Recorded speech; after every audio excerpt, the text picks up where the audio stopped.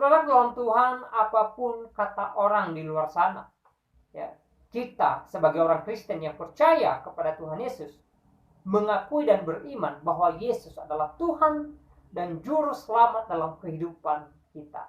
Yang setuju dengan saya, tekan tombol like yang ada di bawah. Shalom saudara dalam Tuhan, puji nama Tuhan, jumpa lagi dengan saya Juniwan di Juniwan 01 Channel.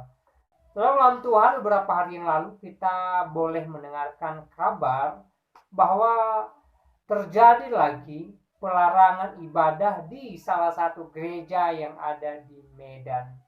Dan saudara dalam Tuhan, adapun alasan mereka melarang orang-orang Kristen beribadah di gereja tersebut karena sekelompok orang ini merasa terganggu. Ya, padahal sebenarnya alasan mereka tidak masuk akal saudara dalam Tuhan. Ya, yuk mari kita menonton video yang berikut sebelum kita lanjut memberikan komentar terhadap apa yang telah terjadi beberapa hari yang lalu. Lagi sana Pak, tolong Pak,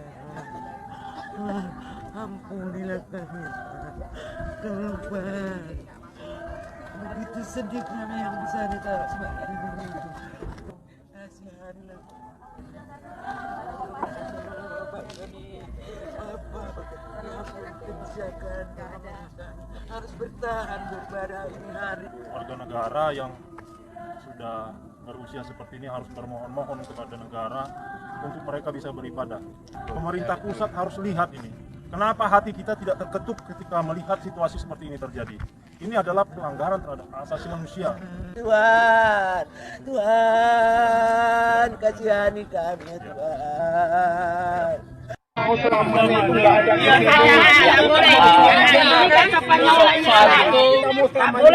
Soal itu bukan urusan saya karena nanti saya urusan kepolisian.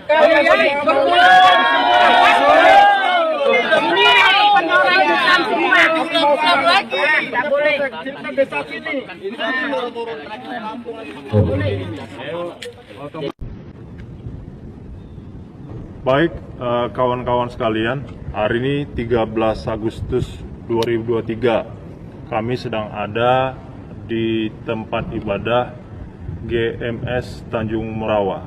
Dan kalau kita perhatikan jarak antara jalan raya itu yang terlihat pintu berwarna abu-abu, pintu besi berwarna abu-abu, dan kemudian tempat kita berdiri di sini. Lalu kita perhatikan lokasi tempat ibadah yang dipersoalkan itu jaraknya cukup jauh, sehingga sangat tidak memungkinkan kalau kita katakan mengakibatkan gangguan suara yang akan mengganggu kenyamanan warga masyarakat sekitarnya. Jadi hari ini saya mau sampaikan kepada kita, harusnya alasan dari ketidaksetujuan warga itu harusnya terukur dan bisa dipertanggungjawabkan, bukan tergantung kepada cara saya, pendapat saya di dalam memandang keyakinan orang lain. Jadi kalau kita bicara tentang gangguan suara, hal ini bisa terbantahkan. Gangguan apa lagi yang menyebabkan masyarakat menjadi keberatan dengan keberadaan tempat ibadah GMS Tanjung Morawa? Nah, kita coba lihat sama-sama. Kita masuk ke dalam, ke lokasi tempat ibadah itu, kami melihat bahwa situasinya sangat memprihatinkan. Kenapa? Kita seakan-akan seperti harus tidak secara terbuka bisa beribadah, harus diam-diam, padahal negara kita menjamin kemerdekaan tiap-tiap penduduk untuk memeluk agama sesuai dengan keyakinan yang dianutnya. Mari kita lihat dulu ke dalam lokasi tempat ibadah.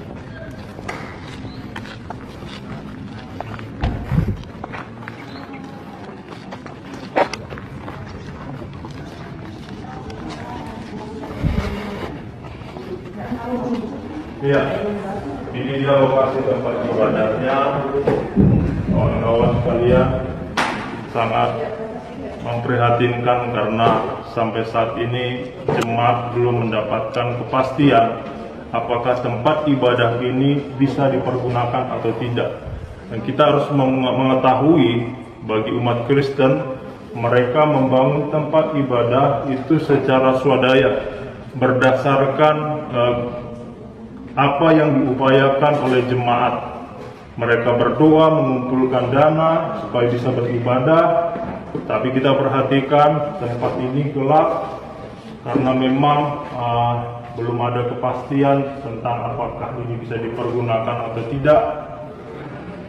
Betapa sangat disayangkan aset yang sudah dikumpulkan oleh jemaat ini, tapi jemaat harus menunggu di luar tempat ibadah karena tidak ada kepastian, tidak berani mempergunakan apa yang sudah mereka perjuangkan dan mereka pergumulkan untuk bisa dipergunakan ini. Semoga apa yang kami sampaikan ini bisa membuka mata hati kita. Tidak ada alasan yang bisa dipertanggungjawabkan untuk menolak tempat ibadah ini. Mari sama-sama kita saling menghargai dan menghormati hak setiap warga negara untuk beribadah sesuai dengan keyakinannya masing-masing. Mungkin ini dulu dari kami. Terima kasih. Tuhan memberkati. Baik, saudara dalam Tuhan, itu cuplikan videonya. Dan di video tadi kita boleh melihat seorang bapak yang menjelaskan bagaimana terjadinya pelarangan ibadah di gereja tersebut. Dan kita boleh mendengarkan bersama alasan mereka melarang orang beribadah di gereja tersebut disebabkan mereka terganggu, katanya. Dan saudara dalam Tuhan, di video tadi kita boleh melihat bahwa jarak antara jalan dengan gereja itu sangatlah jauh. Jadi tidak mungkin orang-orang ini terganggu dengan gereja itu karena mengingat jaraknya yang cukup jauh dari ruas jalan. Nah, saudara dalam Tuhan, alasan merasa terganggu dengan gereja sebenarnya itu alasan yang tidak masuk akal. Kenapa saya katakan demikian? Ya, karena kita juga orang-orang Kristen tidak pernah merasa terganggu dengan ibadah agama lain. Jadi kalau melarang orang beribadah hanya karena merasa terganggu, saya rasa itu bukan suatu alasan. Itu alasan yang tidak masuk akal gitu loh. Tetapi ini merupakan bukti bahwa di negeri yang kita cintai ini masih ada yang namanya intoleransi. Ya, tidak menghargai satu dengan yang lain, tidak menghargai agama orang lain, tidak menghargai perbedaan yang ada. Ya, dan endingnya ya begini. Ya, ketidaknyamanan terjadi, ketidakrukunan terjadi, saudara dalam Tuhan. Ya, sikap-sikap seperti ini sangat disayangkan sekali. Ya, apa salahnya ketika orang gereja beribadah? Jangan diganggu. Ya, jangan usik, saudara dalam Tuhan. Tidak baik. Ya, tidak terpuji adanya. Kita orang Kristen tidak melakukan hal yang serupa. Bahkan ketika rumah kita dekat masjid misalnya, kita tidak merasa terganggu, kita baik-baik aja, kita fine-fine aja. Bahkan kita mendukung mereka ketika mereka beribadah. Kenapa giliran Kristen yang ibadah, orang-orang yang intoleran ini merasa terganggu? Ya, saudara dalam Tuhan, sekali lagi alasan terganggu ini merupakan alasan yang tidak masuk akal. Ya, kalau tidak senang dengan keberadaan gereja, ya, apa salahnya bicarakan baik-baik, ngomong dengan kepala dingin. Ya, jangan serta-merta ya sesuka hati melarang orang beribadah. Itu tidak baik, saudara Tuhan. Ya, hal ini sudah sering terjadi ya di beberapa gereja di Indonesia ini, bukan hanya di Medan. Ya, bahkan beberapa hari atau beberapa minggu yang lalu juga kita mendengarkan kabar ya salah satu gereja yang ada di Batam juga dirusak oleh sekelompok orang. Ya, ini merupakan hal-hal yang tidak kita inginkan sebenarnya. Ya, karena ini hanya mengakibatkan ketidakadanya kerukunan, ketidakadanya kedamaian antara umat beragama.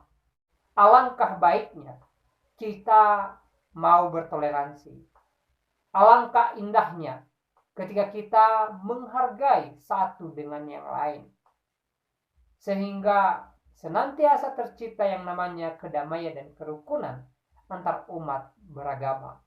Saudaraku, mari kita menjadi orang yang toleran. Mari kita menjunjung tinggi nilai toleransi dan mari kita hidup bertoleransi satu dengan yang lain. Mari kita menghargai orang lain, menghargai agama orang lain, menghargai kepercayaan orang lain, menghargai ibadah orang lain. Dalam Tuhan, itu lebih indah daripada kita melakukan hal-hal semacam ini. Nah, saudara dalam Tuhan, selebihnya saudara bisa menilai. Dan mari kita terus berdoa buat gereja-gereja Tuhan, supaya gereja Tuhan senantiasa ditolong oleh Tuhan dan lawatan Tuhan senantiasa nyata bagi gereja-gerejanya, sehingga di waktunya Tuhan ya, gereja tidak mengalami apa yang sedang dialami hari-hari ini, sehingga gereja senantiasa mengalami kemenangan di dalam Tuhan. Saya tidak panjang lebar menyampaikan pesan melalui video ini karena video singkat ini memberkati kita dan Tuhan Yesus memberkati kita semua. Shalom.